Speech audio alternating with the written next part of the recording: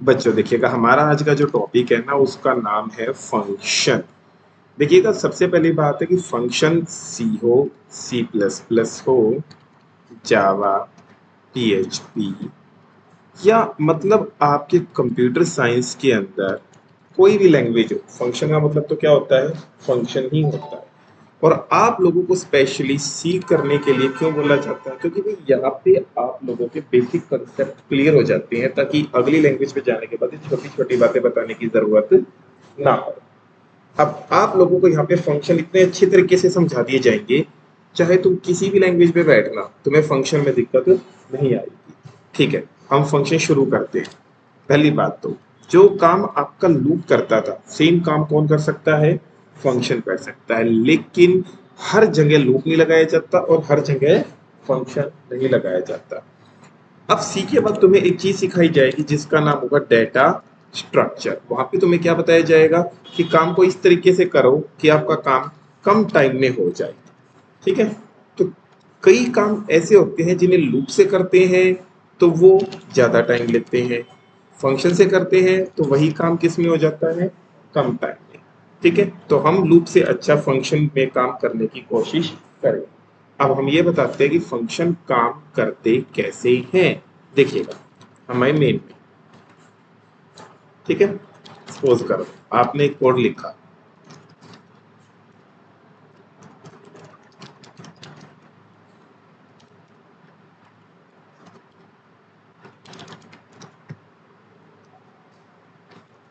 ये देखिएगा,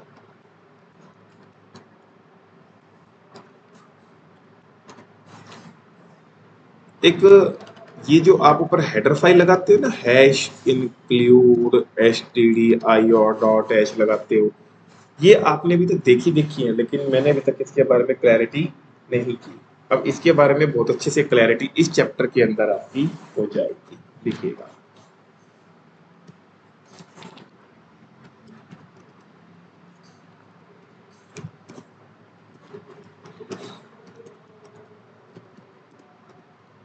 ये देखिएगा, इस प्रोग्राम के अंदर मैंने क्या किया है, सिर्फ दो वैल्यू इनपुट कराई है, सम किया है और उसकी वैल्यू को प्रिंट किया है। जरा सम करके एक बार देखते हैं क्या कर रहा है ये।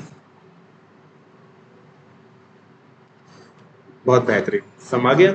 लेकिन इसने सम कितनी बार किया, सिर्फ एक बार। अगर आप इसे दोबारा रन करोगे तो मतलब एक बार रन करने से काम एक बार हो रहा है, अगर आप चाहते हो कि ये काम बार बार करो तो आपने बड़े शानदार तरीके से इसको किस में बंद कर दिया था, लूप में बंद कर दिया था। ये काम किया था ना। लूप क्या करता था, इसी चीज को बार बार क्या करता था, कितना, कितनी बार, जितनी किसकी क्या लगी होती थी, कंडीशन। अब बस फर्क इतना है, यही काम जो लूप से करता था वही काम मैं किससे करने वाला हूँ। फर्क इतना सा है कि लूप लगता था मेन के अंदर और फंक्शन लगेगा मेन से बाहर। ठीक है जी। अब तुम कहोगे जी जब काम लूप से हो रहा था तो फंक्शन से करने की जरूरत क्या है। तो देखो, अभी तुम्हें वो केस पता चलेंगे कि लूप से क्या दिक्कत थी और फंक्शन ने क्या फायदा दिया। देखिएगा, फंक्शन का यहाँ कोई ना कोई क्या देना पड़ेगा, आप लोगों ने नाम देना पड़ेगा। देखो, जिसके आगे ये ब्रैकेट लगा देते हैं वो क्या बन जाता है, एक फंक्शन बन जाता है। ठीक है, फंक्शन में एक इशू आएगा। देखिए, वेरिएबल भी मैंने यहाँ लिखा, क्या बताता हूँ अभी। एक मैंने फंक्शन बनाया सम, एक बनाया सब, दो फंक्शन बना दिए। इसमें क्या हो रहा है, एडिशन हो रहा है और यहाँ क्या हो रहा है जी, सब्ट्रैक्शन हो रहा है। अच्छा, एक बात और रहने वाली है यहाँ। तुम कहोगे जी फंक्शन के आगे कई बार हमने यहाँ वॉइड लिखा दिखा है, कई बार हमने यहाँ इंट लिखा देखा है। मैं अभी कुछ भी नहीं लिख रहा, पर मैं तुम्हें बताऊंगा कि क्यों तो लिखते हैं और किसका लिखने का क्या फायदा है। जरा गौर से देखिएगा, एक फंक्शन सम है और एक सब है। याद रखना, जैसे तुम इफ के अंदर इफ लगा देते हो ना बेटा, वैसे ही तुम फंक्शन के अंदर फंक्शन नहीं लगा सकते हो। एक चीज के अंदर जब दूसरी चीज दी जाती है ना तो उसे क्या बोलते हैं, उसकी नेस्टिंग। हर चीज की नेस्टिंग अलाउड है लेकिन फंक्शन की नेस्टिंग अलाउड है। फंक्शन की नेस्टिंग सिर्फ आप कौन सी लैंग्वेज में कर सकते हैं, जावा स्क्रिप्ट में कर सकते हैं। ठीक है, अब देखिएगा, मेन अलग फंक्शन है, सम इससे बाहर है और सब्ट्रैक्शन इससे बाहर। अब मेरा प्रोग्राम कहता है कि एक प्रोग्राम में चाहे कितने भी फंक्शन हो कोई फर्क नहीं पड़ता, लेकिन ज्यादा कितने हो कम से कम एक तो होगा ही। और अगर मेरे प्रोग्राम के अंदर एक ही फंक्शन है तो वो कौन सा होगा, मेन। ज्यादा कितने हो, मेन तो होगा ही होगा। ओ, मेरा प्रोग्राम स्टार्ट भी मेन से होगा और खत्म भी मेन से होगा। अब देखिएगा, मेन के अंदर अगर मेरा मन किया सम कराने का तो मैंने यहाँ सम का नाम लिख दिया। सिर्फ नाम लिखने से ये बॉडी अपने आप रन हो जाएगी, देख सकते हैं आप यहाँ। हो गया सम। अगर मैं यहाँ किसका नाम लिख देता, सब का, तो देख सकते हैं यहाँ पे क्या हो जाता, सब्ट्रैक्शन।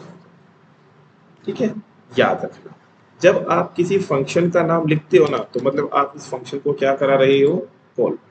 और जो यहाँ फंक्शन की बॉडी बनाई गई है उसे कहते हैं फंक्शन को क्या करना, डिफाइन। ठीक है, तो याद रखना फंक्शन को डिफाइन कितनी बार करना पड़ता है, एक फंक्शन को एक बार, और कॉल कितनी भी बार कर सकते हो। जैसे यहाँ सम लिखा, दोबारा सम करना है, देखो कितनी बार सम को कॉल किया है, तो यह 4 बार काम करेगा, एक। ठीक है जी बात, याद रख एक बार कॉल करने से फंक्शन कितनी बार काम करता है, एक बार। ठीक है, ओके। अब तुम चाहते हो एक बार सम करूं एक बार सब्ट्रैक्शन, समझ गए मेरी बात को, देख सकते हैं यहाँ।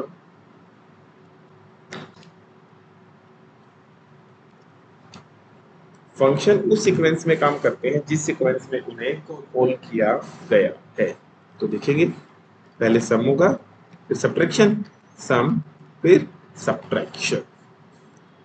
एक फंक्शन डिफाइन कहाँ होगा, फंक्शन की बॉडी से बाहर, जैसे मेन से बाहर डिफाइंड है सम, लेकिन कॉल कहाँ होगा, फंक्शन के अंदर। वंस अगेन ये बात ध्यान रखना, कोई भी फंक्शन डिफाइन कहाँ होगा, फंक्शन की बॉडी से बाहर, कॉल कहाँ होगा, उसके अंदर।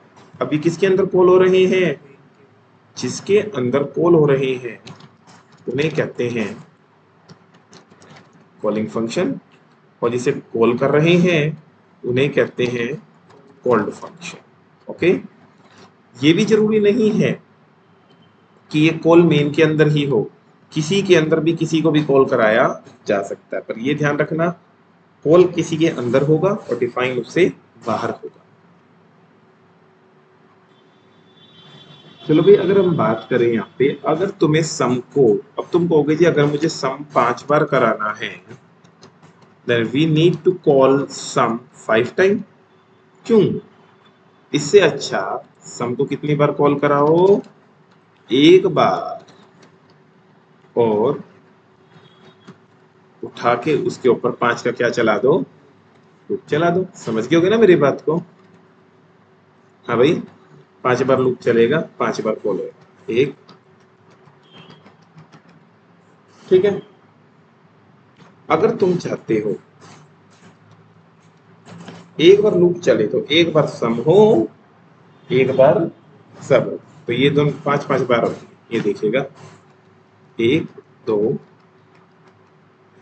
एक बार सम हो रहा है एक बार सब, फिर दोबारा सम सब, इस ये कार्रवाई 5 बार होगी। समझ गए बात को, हाँ जी। लेकिन अगर तुम चाहते हो एक बार सम 5 बार सम, 5 बार सम 3 बार सब, कभी कुछ तो लूप काम नहीं आते। लूप तो आपको बाउंड कर देते हैं, हर बार सेम रिपीट होगा, कभी कुछ तो आपको अपने फंक्शन ही यूज करने पड़ेंगे। हाँ जी, देखो भाई इसमें अब क्या है यहाँ पे पहले मैंने किसको कॉल किया, सब को, फिर किसको कॉल किया, सम को, लेकिन पहले डिफाइन किसको किया है मैंने, सम को। तो काम पहले कौन करेगा, पहले काम वो करेगा जिसको पहले कॉल किया है। ये फर्क नहीं पड़ता कि पहले डिफाइन किसको किया। फॉर एग्जाम्पल एक लाइन में 100 बच्चे खड़े हैं और एक बंदे ने पुकारा रोल नंबर 53, तो वही निकल के आएगा चाहे वो कहीं पे भी खड़ा। समझ गए बात को। अगली बात, मैं चाहता हूं सम कॉल हो तो सब अपने आप हो जाए। जैसे ही फंक्शन कॉल होता है, जैसे यहाँ पे देखो एक और कॉल किया डिव, एरर आ जाएगी।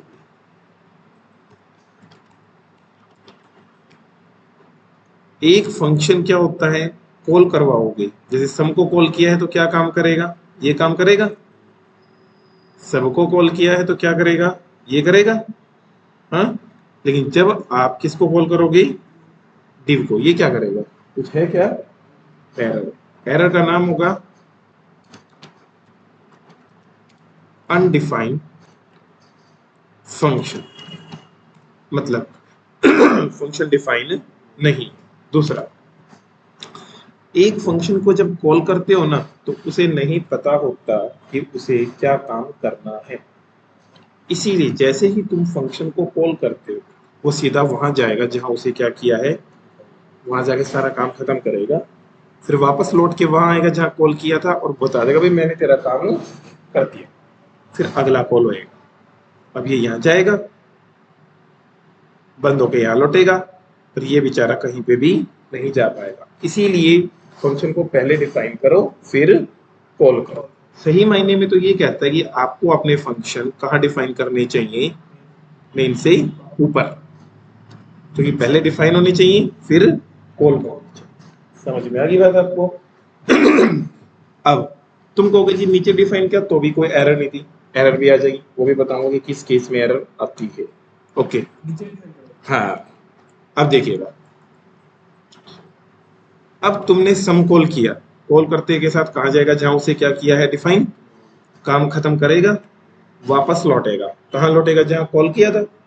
लेकिन वापस लौटने से पहले ही मैंने किसको कॉल कर दिया, सुनना जरा ध्यान से, मेन में कॉल किया सम को, यहाँ आएगा, सारा काम खत्म करेगा। अभी बंद, उससे पहले किसको कॉल किया, सब यहाँ आएगा, सारा काम खत्म करेगा, कहाँ लौटेगा, जहां सब को कॉल किया था, फिर कौन बंद होगा, सम, फिर सम पे लौटेगा। चाहे किसी को किसी के अंदर कॉल कराओ, ये ध्यान रखना, शुरू भी प्रोग्राम मेन से होगा, खत्म भी मेन पे। अब क्या देखो, सम सब दोनों, ठीक है, यानी कि मेन ने कॉल किया सम को और सब ने कॉल किया सब को। अगर तुम ऐसा करते हो कि मेन के अंदर सम को कॉल कराया, सम के अंदर सबको, और सब के अंदर किसको कॉल करा दिया, तो ये वापस कहाँ फेंक देगा, मेन पे, मेन सम पे, सम कहाँ फेंक देगा, सब पे, और सब मेन पे, तो इनफाइनाइट हो जाएगा। समझ गए, ये कहीं खत्म नहीं होगा, क्लोज करना पड़ेगा। तो याद रहे कहीं पे भी आप मेन को कॉल ना कीजिएगा।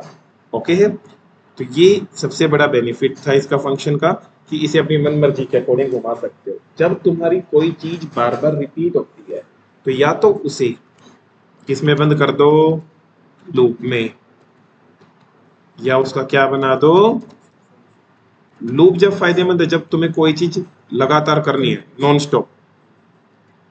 समझ गए बात को।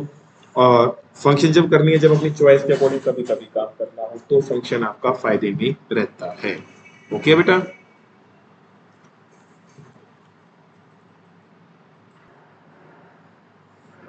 तो एक बात तुम्हें याद रखनी है कि जब तुम फंक्शन को कॉल करोगे तो वो सीधा वहां जाएगा जहां उसे क्या किया है, डिफाइन, और जब उसकी बॉडी बंद हो जाएगी तो वो वहां लौटेगा जहां उसे क्या किया है, कॉल। पर ये याद रखना वो वापस कब लौटेगा, बॉडी बंद होने के बाद। सम को जैसे कॉल किया वो यहाँ आया, पर अभी क्या है, फंक्शन बंद नहीं हुआ, उससे पहले किसको कॉल कर दिया, सबको। कॉल होते कहाँ जाएगा, जहां डिफाइन किया है, सब बंद हो गया, बंद होने के बाद कहाँ लौटेगा, जहां किसको कॉल किया है।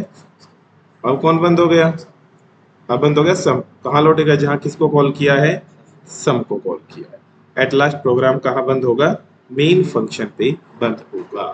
ठीक है बेटा, ओके है। अब एक छोटा सा एग्जांपल और देता हूं इसका मैं,